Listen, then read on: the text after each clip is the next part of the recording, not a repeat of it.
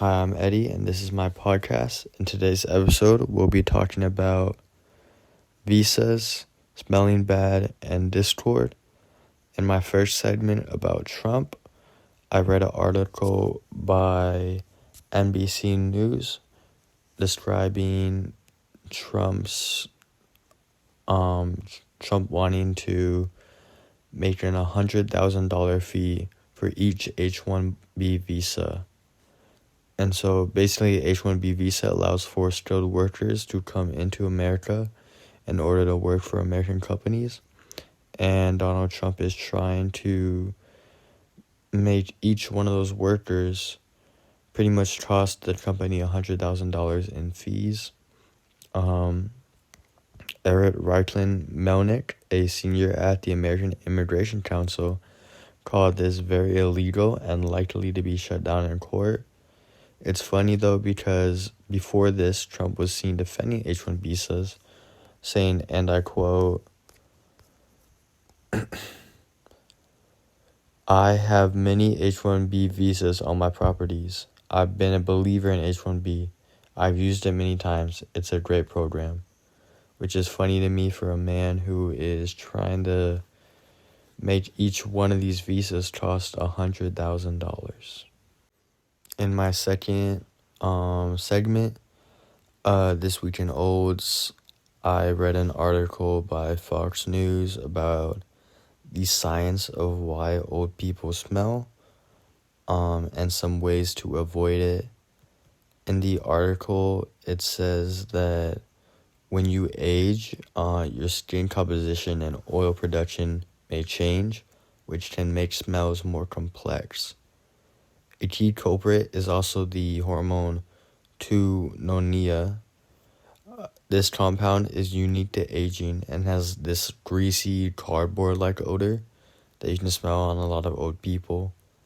It's not easily washed off with regular hygiene practices like showering because of its fatty composition. And in the article, it says that one way that older people can smell better or deal with 2-nonenal is hormone replacement therapy, which can ward off some changes and may alter body odor. I chose this topic because I found it pretty funny, and it's something that I've noticed with old people. They have this distinct smell, and I thought it's something that I should learn more about. In my third segment, talking about Gen Z, I researched an article by the New York Times talking about the social media Nepali revolution. And in the article, it talks about how an attempt to ban social media in Nepal ended in weeks of protests, and the Prime Minister of Nepal was outed from their country. The Nepali government has collapsed, and right now the military has issued a curfew in the capital and has restricted large gatherings. While the country is in political turmoil, many have reached to Discord, a social media platform known for voice, video, and text chats. Members for social change have decided to use the platform to try to see where the country is heading next.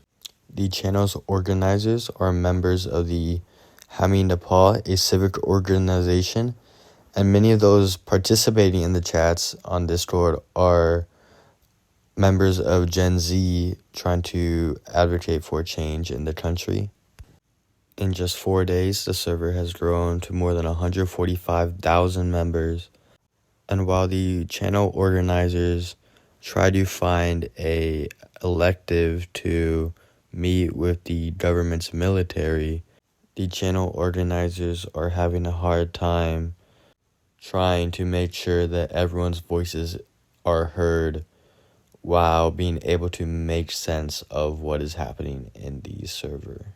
I think it's very interesting that a government is pretty much being changed through Discord, a social media platform, and I think it is something like a milestone for Gen Z in government.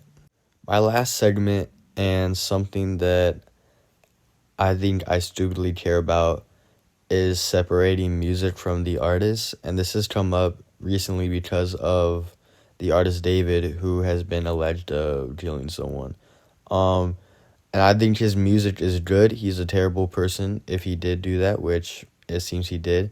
But I think that it is important for us to separate the music or the art of someone from the actual person themselves. I think we can do this with a lot of people, like Kanye, like Drake, like even people like R. Kelly, you know? I think music should be appreciated, but the people should not.